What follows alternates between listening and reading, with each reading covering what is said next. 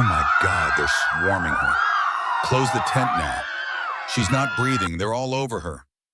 The screaming echoed through the rainforest like something out of a horror film. But this wasn't a movie. It was real, and the camera was live. Inside a wire-meshed observation dome just off the Rio Negro in northern Brazil, a woman collapsed to her knees, her skin already red, swelling covered in hundreds of angry stingers. Her hands flailed weakly before she fell flat on her stomach, twitching. The sound of buzzing was deafening, like a chainsaw made of wings. From behind a thick plastic partition, a tourist in a wide-brimmed hat screamed and banged on the glass. "She's not breathing, do something." But there was nothing they could do. Not when the bees had already claimed her. Before we go any further, if you love true stories about the complex bond between humans and animals, sometimes heroic, sometimes tragic, please take a moment to subscribe to Animal Story. We bring you gripping real-life tales from all around the world where the wild isn't always what it seems. New videos every week. To understand how Mariana Torres, an experienced wildlife guide, ended up dying on Livestream, surrounded by the very creatures she called her guardians, we need to rewind. Back to where this unbelievable story began. Mariana wasn't just any guide. At 34, she had already earned a reputation among eco-tourists and wildlife lovers across South America. Born in Recife, raised in a military family, she ditched a predictable career to chase something much wilder. The Amazon. Her life wasn't built around spas or Instagram selfies like so many other guides who came and went. Mariana's thing was immersion, living with the land, learning from the forest. She spoke fluent Portuguese English and bits of Ticuna and Yanomami. She wasn't just in the jungle, she belonged to it. Her clients came from all over the world: Germany, Canada, Oregon, Minnesota. But what really put her name on the map was the bees. Not just any bees, Africanized killer bees. It started with a rescue. During a monsoon 2 years earlier, a construction crew unearthed a massive underground hive near Manaus. The bees had been nesting close to a power line junction. Most locals wanted them gone, burned, or drowned. But Mariana stepped in. With protective gear and a team of local handlers, she carefully removed the hive and relocated it to a secured clearing just outside her research camp.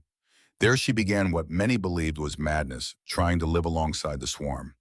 No cages, no nets, no smoke, just understanding. She called the colony Guardiões da Floresta, the guardians of the forest, and slowly, astonishingly, the bees seemed to accept her. Her YouTube channel, Queen Bee Project, blew up overnight.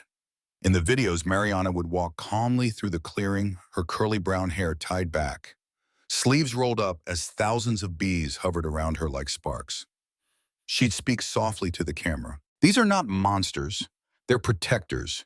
If you move with peace, they'll move with you." The internet adored her. She was dubbed the bee whisperer of the Amazon by a popular eco-blog. College students wrote thesis papers on her technique. Animal lovers sent her letters from Vermont to San Diego, thanking her for showing the world that even the most feared creatures deserve compassion.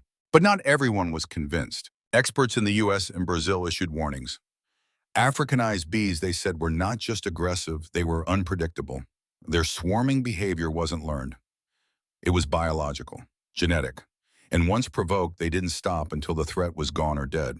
Mariana brushed off the criticism. "We fear what we don't understand," she said in one video, arms folded confidently in front of a humming hive. "My goal is to prove that fear can be replaced with trust." She truly believed that, until the day the swarm turned on her. For most people, bees are a problem to get rid of. For Mariana, they were a world to understand. She never wanted to be famous. That's what she told reporters the first time National Geographic Brazil called. But once the videos went viral, there was no turning back. In clip after clip, Mariana stood calmly beside massive buzzing hives, wearing nothing but a light shirt and cargo pants. No gloves, no mask, no fear. People in the comment sections didn't know what to make of it. Is this real? But she's insane, but I can't stop watching. There's something spiritual about it. And honestly, there was. Mariana believed she could read their energy, not in a mystical, crystal healing kind of way, but something primal, deep. She said every colony had a tone, a rhythm, almost like music. If the hum shifted just slightly, she could sense stress. If the sound dropped an octave, danger. Over the course of 2 years, she formed a bond with the colony she called Naira. It wasn't just a name, It was a symbol, a tribute to a female warrior from indigenous folklore, strong, misunderstood, feared by outsiders.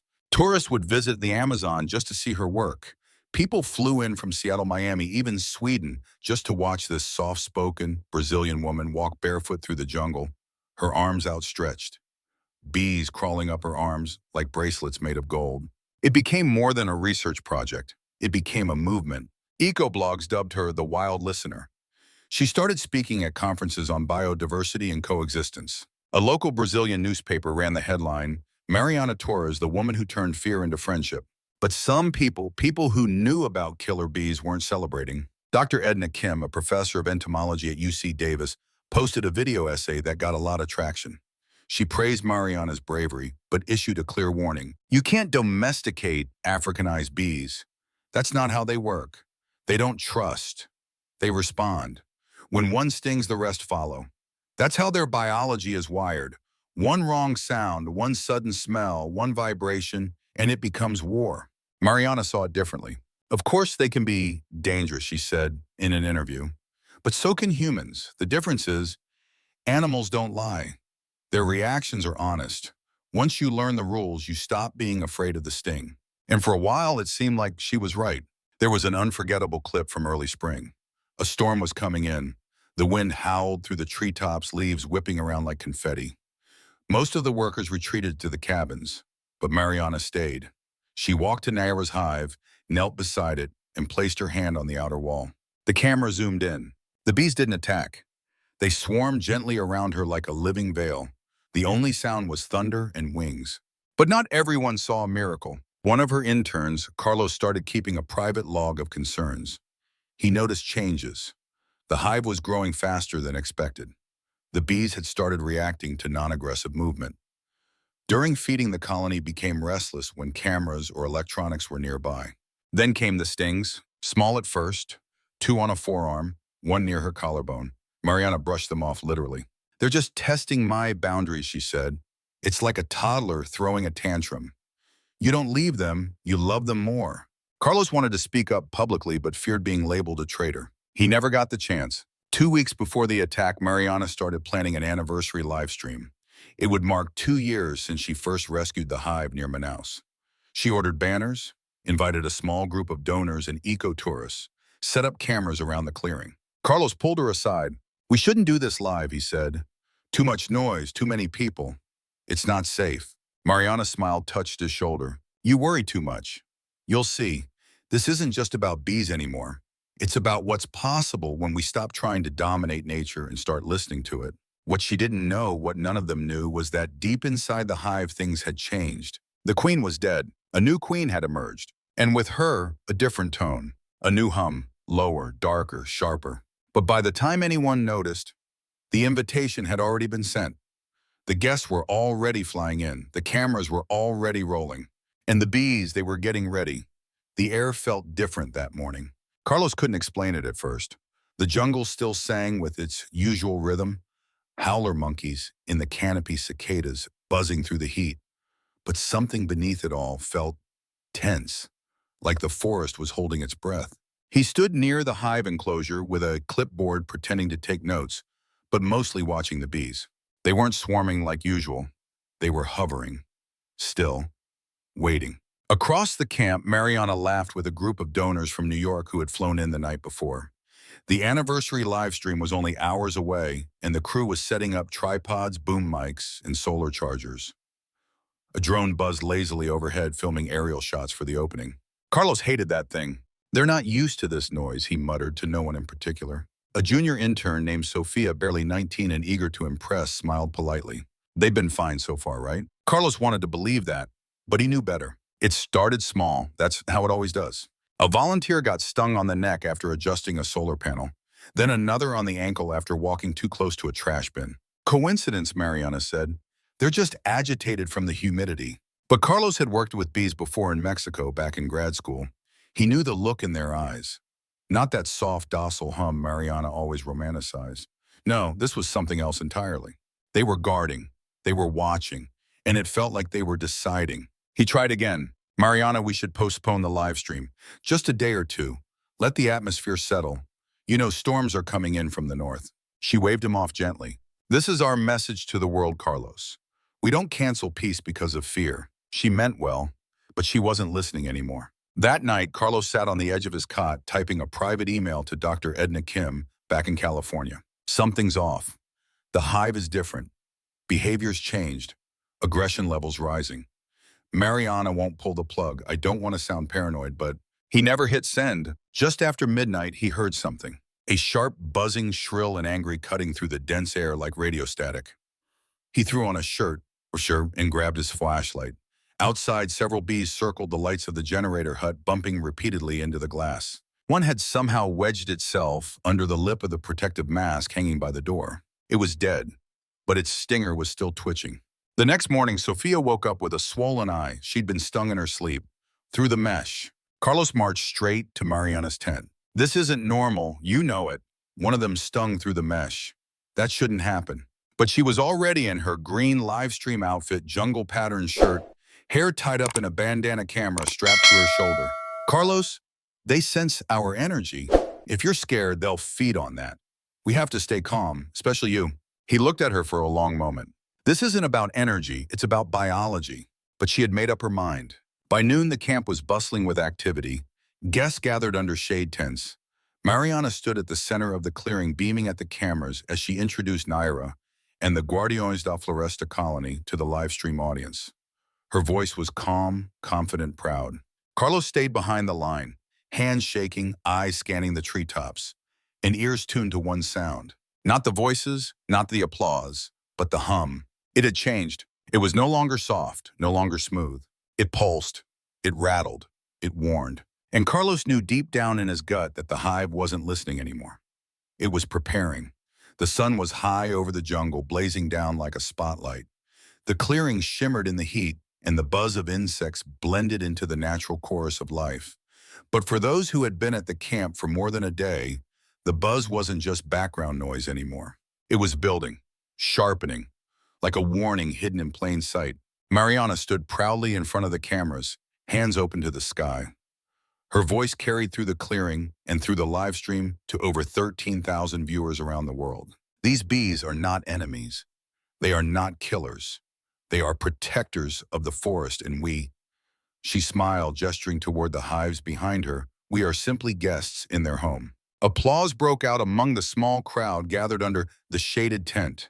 A few donors from California, a travel blogger from Colorado, a couple from Brooklyn. Even the drone operator gave a thumbs up behind his monitor. Carlos didn't clap. He stood off to the side, arms crossed, watching the hives, listening. And then it happened. The drone. Someone in the control tent nudged the joystick to adjust the camera angle. The little machine rose, buzzed, and dipped slightly right over the primary hive. The moment the drone crossed the invisible threshold, the bees exploded. A black living cloud shot out of the hive like a cannon blast. Thousands of them. Not in random flight, not curious, not confused. Attacking. Straight at the drone. Cut the feed, pull it back, someone shouted. But it was too late. The drone spun erratically, clipped a support cable from the Livestream tent, and went down hard, cracking into the dirt just feet from the guests. That's when the swarm shifted, redirected, found new targets. The guests didn't even have time to scream. The swarm fell like smoke. Sophia got hit first, right in the cheek. She cried out and stumbled backward.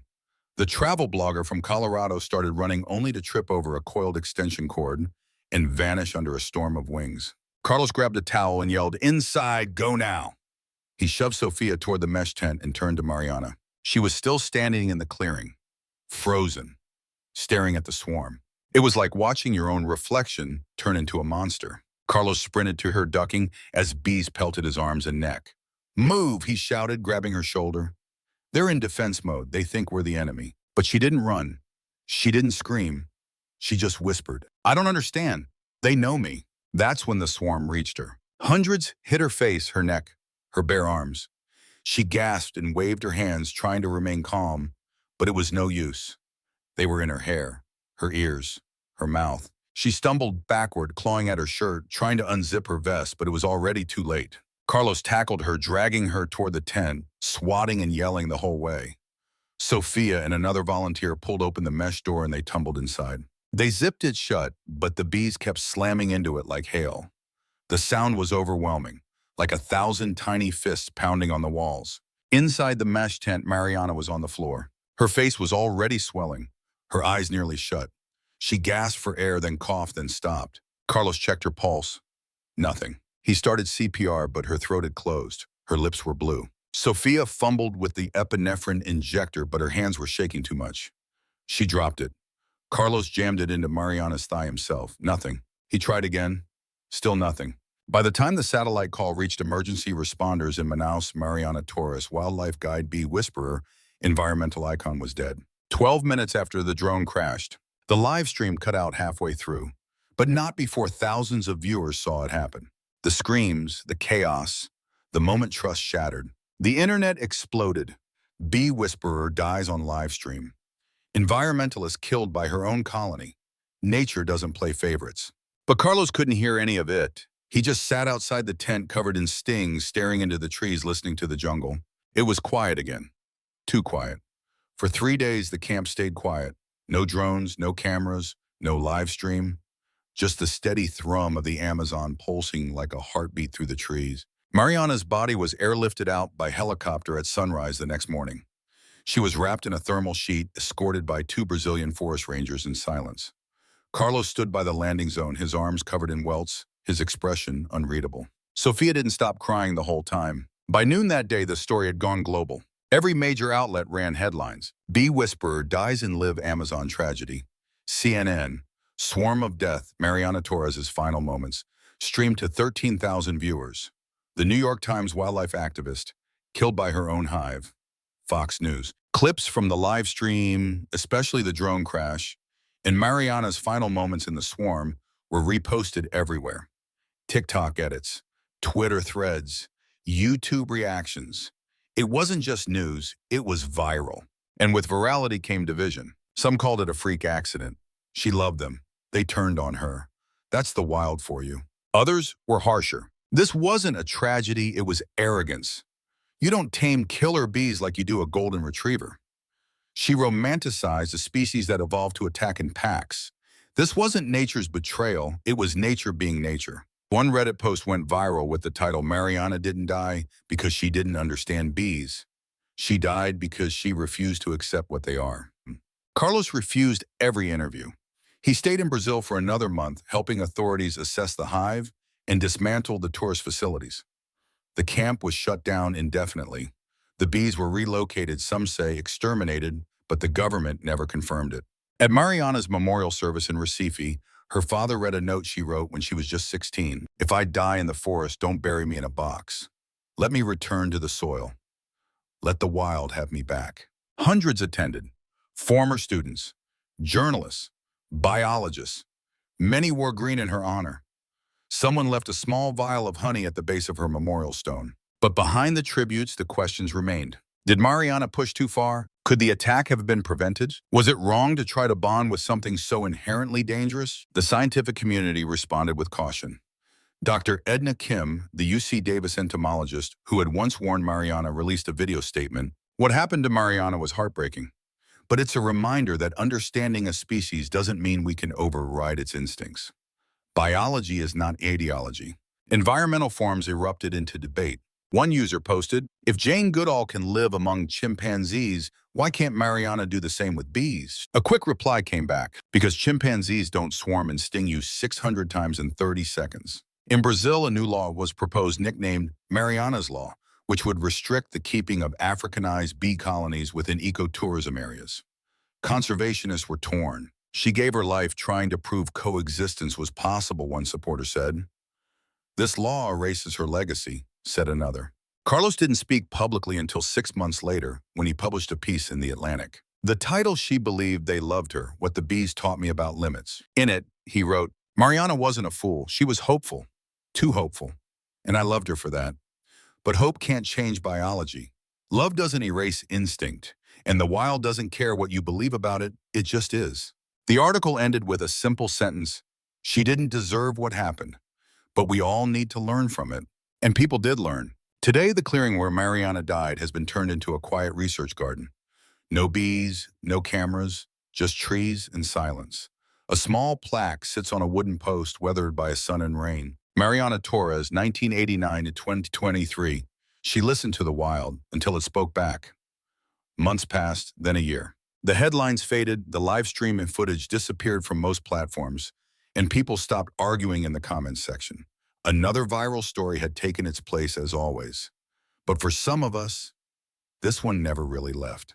Because even now, long after the screaming stopped and the cameras turned off, there's still one question that echoes. Can love ever truly tame the wild? You see, Mariana Torres wasn't the first person to believe she could bridge that gap.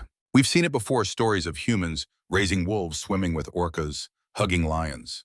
Documentaries with soft piano music, slow motion shots, and voiceovers about trust and connection. We love those stories because they give us hope. Hope that nature isn't against us. Hope that love is stronger than instinct. Hope that maybe, just maybe, we can live without fences. And sometimes it works until it doesn't. What happened in that Amazon clearing wasn't just a freak accident. It was a collision between heart and science, between what we want nature to be and what it is. Mariana believed that patience, empathy, empathy, and consistency could rewrite behavior. She was half right. Bees learned her scent, tolerated her touch, followed her rhythms. But inside their bodies, biology had the final word. When a new queen emerged, she brought a new chemical signature, a new hierarchy, a new threat system. And no amount of love could change that. Some people say Mariana died because she got too close. Others say she died because she was the only one brave enough to try. Carlos, the man who was with her until the very end, wrote this in his final reflection. We've spent centuries trying to dominate the wild. Mariana tried something else. She tried to understand it. That deserves respect, even if it ended in heartbreak. So maybe it's not about picking a side. Maybe it's about realizing that both things can be true, that animals can bond with us, but still turn. That instinct can sleep for years, then wake up in seconds. That love is powerful, but not invincible. Not. At the garden now built where Mariana died, there's no fanfare, no gift shop, just a path through thick trees and a wooden sign at the edge of the clearing. People still come. Some are scientists, some are students, some are just curious. They kneel at the plaque, some cry, some say nothing at all. But nearly everyone leaves with the same question still swirling in their mind. Where is the line between connection and control? And now we want to ask you, if you had the chance to raise a creature born wild, something dangerous, unpredictable, but you believed with all your heart that love could change it, would you take that chance? If you knew the risk, but also saw the beauty, would you still step into the clearing? And when the moment came, when the instinct took over, would you feel betrayed or simply reminded of the truth? Maybe that's why Mariana's story still matters, because it forces us to stop pretending we know the answers. It forces us to ask better questions about nature, about limits, and about ourselves. Because in the end, the wild doesn't hate us. It doesn't love us either. It just is. And maybe, just maybe, the real wisdom lies in knowing when to love something from the other side of the fence. Thank you for watching this emotional journey on Animal Story. If this story moved you, hit subscribe, leave a comment, and share it with someone who believes in the power of nature, even when it breaks your heart. Tell us in the comments, would you have done what Mariana did? We're listening.